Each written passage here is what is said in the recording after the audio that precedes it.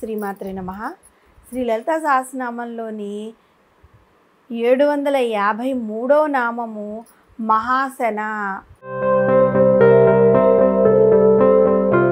ఈ నామానికి అర్థం ఏంటి అంటే, ఇంతకుముందు మహాగ్రాస అనే నామం చెప్పుకున్నాం కదా ముందు నామాల్లో. దీని ముందు నామం మహాగ్రాస, దాని యొక్క కంటిన్యూషన్ నామమే మహాసన అన్నమాట. ఎక్కువ నమలకుండా మృంగే ఆహారాన్ని గ్రాసం అని, నమిలి తినే ఆహారాన్ని అసనము అంటారనమాట.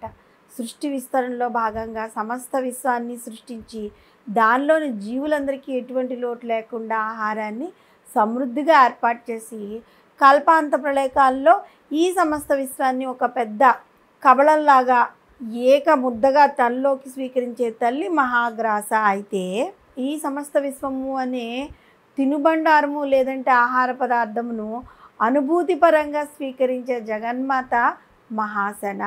అంటే ఒక పదార్థాన్ని ఉన్నట్లుండి మిగితే దాని రుచి మనకేం తెలియదు కదా, నెమ్మదిగా నమిలి తింటూ ఉన్నప్పుడే దాని రుచి మనకు అనుభవంలోకి వస్తుంది. ఆ అనుభవంలోనికి వస్తున్న రుచి ఆరగించే వారి ముఖంలో తెలుస్తూ ఉంటుందన్నమాట. అబ్బా ఎంత బాగుంది అనుకుని కొంచెం కొంచెం తింటూ ఉంటారు, చాలా బాగుంది అనుకుంటూ. ఆ అనుభవంలోనికి వస్తున్న రుచి ఆరగించే వాని ముఖంలో మనకి ఆనందం కనబడుతూ ఉంటుంది. ఒక మామిడి పండును తింటున్నప్పుడు మనకి కలిగే అనుభూతియే అసనము అంటారు. అటువంటి అనుభూతినే జగన్మాత ఈ సృష్టిని నెమ్మదిగా తనలో ఇమ్మొట్టుకుంటున్నప్పుడు పొందుతూ ఉంటుందన్నమాట. లయం అనేది ఆ తల్లికి నిరంతర ఒక ప్రక్రియ. కేవలం సృష్టి అంతమయ్యే కల్పాంత ప్రళయకాలంలో మాత్రమే జగన్మాత ఈ సమస్త విశ్వంను ఏకకబళంగా తనలోకి స్వీకరించే మహాగ్రాసగా వ్యక్తమవుతూ ఉంటుంది.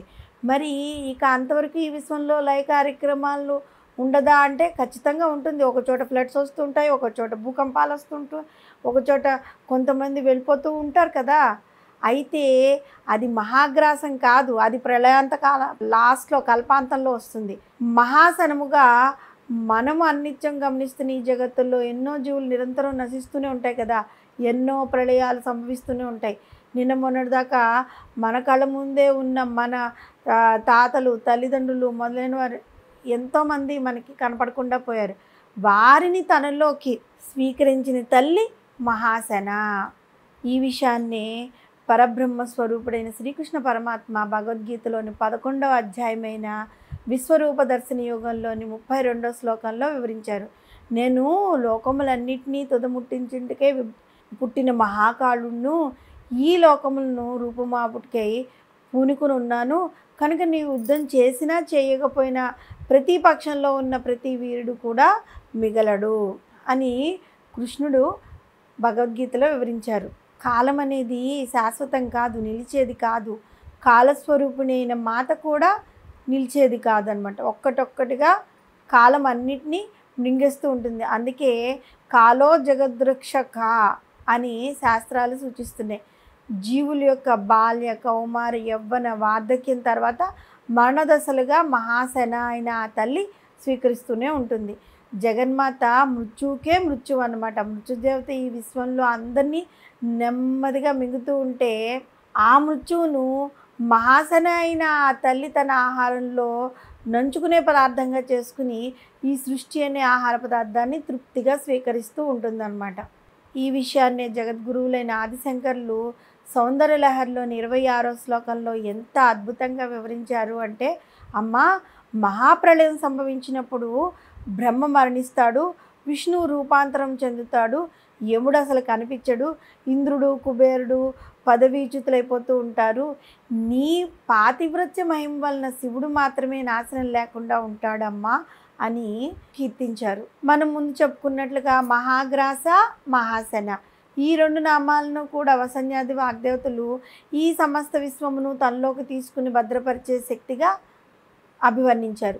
రెండు నామాలకు గల తేడా, ఒకటి ఆ తల్లికి ఏకభుక్తమైతే మరొకటి అనుభూతితో కూడిన నిరంతర భుక్తము అనమాట. మనకు తెలియకుండానే మనము కాలగర్భంలో కలిసిపోతూ ఉంటాం. మనం చేయవలసిందల్లా ఈ మాత్రమునకే అహంకారంతో విరవీగకుండా మహాగ్రాస మహాసన అని కీర్తింపబడిన ఆ తల్లిని ప్రతినిత్యము అనునిత్యము 24 గంటలు స్మరిస్తూ ఉండడమే. ఈ సమస్త విశ్వమును తినుబండారంగా లేదంటే ఆహార పదార్థంగా అనుభూతి చెందుతూ స్వీకరించే ఆ జగన్మాతను మహాసన అని మనం కనుక పూజించినట్లయితే కల్పాంతం వరకు మనం ఉండము. కాబట్టి మహాసన అయిన ఆ తల్లిని మనం కనుక ప్రతినిత్యము పూజిస్తూ ఉన్నట్లయితే మళ్ళీ జన్మ లేకుండా మనం ఆ తల్లిలో లీనమైపోతాం కదా. మనల్ని ఆ తల్లి స్వీకరిస్తుంది కదా. అంతేకాకుండా ఈ ఆత్మజీవుని ఈ శరీరాన్ని వదిలేసి ఈ జీవుడు బయటికి వెళ్ళి ఇక్కడ అక్కడ ఆ చెట్టు ఆ దూలం పట్టుకుని వేలాడకుండా అమ్మవారిలో వెళ్ళిపోతే ఇంక మళ్ళీ పుట్టుకలు అన్నది ఉండవు కదా.